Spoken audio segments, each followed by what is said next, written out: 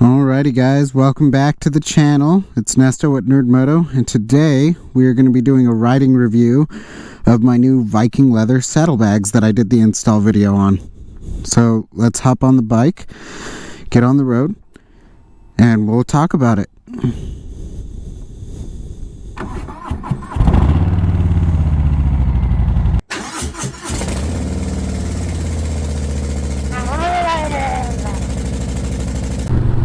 Alrighty guys, we are finally free of the neighborhood and we are on our way. So if you guys watched my install video, I just installed a brown set, I'll put a picture right here, of Viking leather saddlebags. And I did that because I am planning on taking some longer trips, so the Torque mini saddlebags just weren't going to cut it. Those Torque mini saddlebags were just never going to cut it.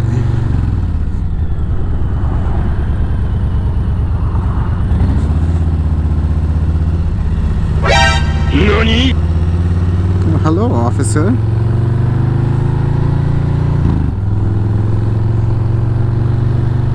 So we needed to upgrade. Now, originally I wasn't going to put a set of Viking leather saddlebags on here. If you guys have been watching my channel for a while, you know that I used to have a set of Viking leather saddlebags on my 2021 Sportster Iron 883, and I put those one on myself as well, and it took, I want to say it took a little bit longer than it did this time. It's not a very difficult install. It's very difficult doing it the first time, but what makes it difficult is if you don't have a buddy there to help you, because this is definitely, it's not necessarily a two-person job. Like, obviously I did it on my own, but it helps immensely to have somebody there to help you.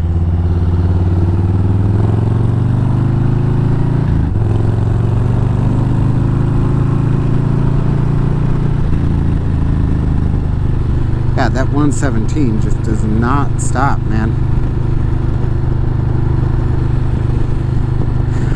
But so far, I will say with my first set, I definitely could feel them like moving around and jumbling around while I was cruising around on the bike.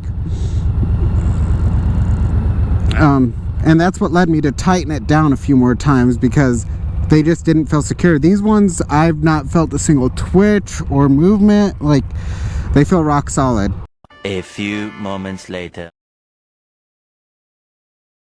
Now, in the install video, I told you guys that I think, obviously I didn't actually calculate it, but I do believe, if I'm like just looking on it based off of what I had in my old saddlebags and what, obviously transferring that over to the new saddlebags, it looks like I have almost like 2 or 3 times more space, which makes sense. Like, these are larger saddlebags, so I should be able to get away with, you know, filling those with whatever I need for a long distance trip, and, you know, probably a bag of some sort to carry the rest of my stuff in. I will probably never put a tour pack on here. I don't find tour packs very aesthetically pleasing. It's because I'm still a little bit younger. I'm only 25, but I don't find tour packs very attractive. I understand their purpose, and I don't think that, you know, people who use that, I don't have a certain opinion about people that use tour packs. If you're going to use a tour pack, use a tour pack. I just personally don't like the look of it. It's the same thing with the older street glides. I'm not a very big fan of street glides in general, and then they came out with the new CVO street glide, the new 2023 CVO street glide, and that thing looks phenomenal. So maybe they'll come out with a new version of the tour pack and I'll be drooling over it like I am over the CVO. So who knows? As of right now though, I wouldn't put any tour packs on this bike or, you know, any other bike that I would have in the future. Completely unrelated, I don't know why people say, you know, this or that about Saddleman seats, because I as you guys know, I have a Saddleman step-up on this bike, and I just threw out my back like yesterday night, so my back is still in a lot of pain.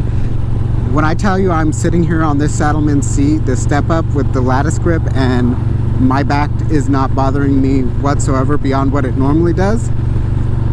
I mean it. Like, hitting the corners and hitting bumps and stuff like that, obviously that has a lot to do with suspension, but I can hardly even feel the bumps.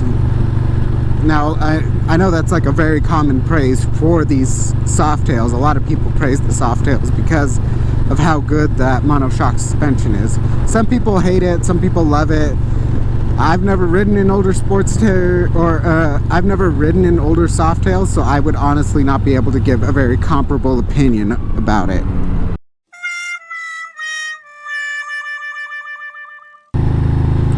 Alrighty guys, we are back on the road with our stuff in our saddlebags, and we're just going to, make it to our destination for today.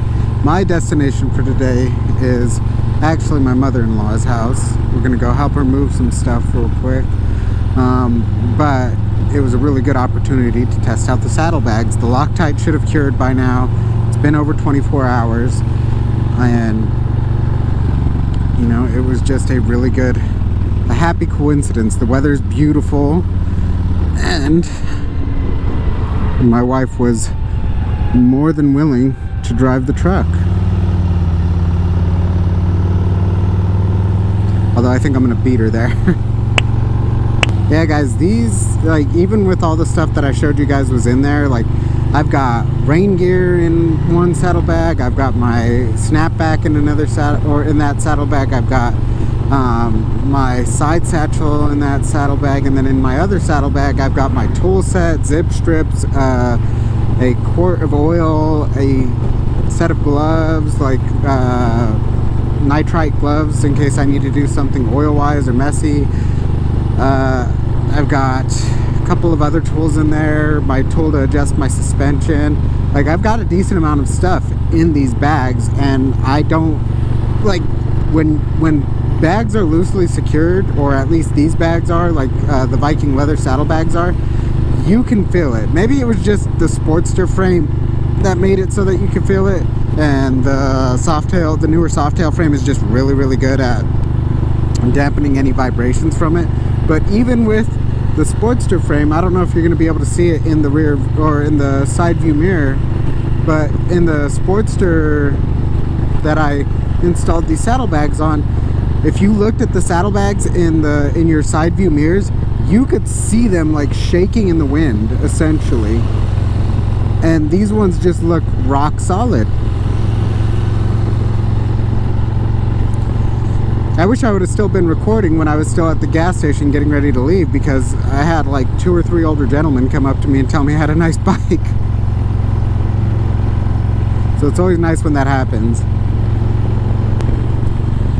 If I had to point out a single thing that I dislike about the saddlebags, you know what, I'll make it 2 things, because if you guys watch the install videos, you know that the stock holes do not match up to the frame holes for the fender on the back of the bike. So I had to drill an additional hole, which is not a big deal. Like I said in the video, the material on the inside of these saddlebags, or the side of the saddlebag that's going to be going up against the fender with the bolts, that material is supposed to be drilled through. So it is really, really, really not a big deal.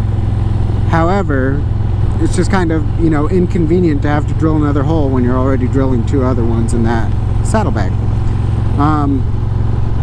Another thing that I would have to point out that, as like a dislike or something of that, is the fact that they're a little bit difficult to open one-handed. And that is purely 100% like a first world problem. Like, obviously they're supposed to be opened with 2 hands. It's not that you can't do it with 1 hand, it's just a little cumbersome. But other than that, they're great. They're key lockable, which is awesome. Aside from cutting the brackets off of the bike, there's no way to remove because I have them hard mounted. So it's not like you could just remove the seat and then remove the saddlebags. That's not how it works. These are bolted onto the frame. They're not coming off unless you take off the seat, open up the saddlebags, get another hand under the frame, and then take them the rest of the way off. Like, it's just not happening. There's no way. Like I said, if this is going to be the first install that you do of any modification to a motorcycle, have a buddy help you. Having a buddy would be like, having a buddy to help you is going to make a world of difference doing this install. It's not that the install is difficult, it's just that it's, for one, it's time consuming if you do it on your own. It took me 2 or 3 hours. I believe, like I said in the beginning of this video, if you just do the install with the buddy, it should take maybe an hour, hour and a half. No longer than that, though.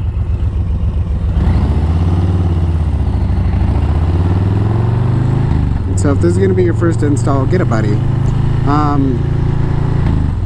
Or, you know, allot an appropriate amount of time. If it's going to be your first install and you don't have a buddy, this can take like 4 or 5 hours. That's how long it took me to do it on my Sportster. And that's not even including the amount of time that I had to spend going back, bringing it back into the garage, tweaking it so that I could get it snugged up the right way. Like, that was an additional like 30 minutes every single time, no matter what. So keep that in mind. Alrighty guys, I'm gonna stop flapping my gums and enjoy the ride. We have beautiful riding weather right now, so I'm gonna go ahead and enjoy the ride, and I will see you guys back at the house.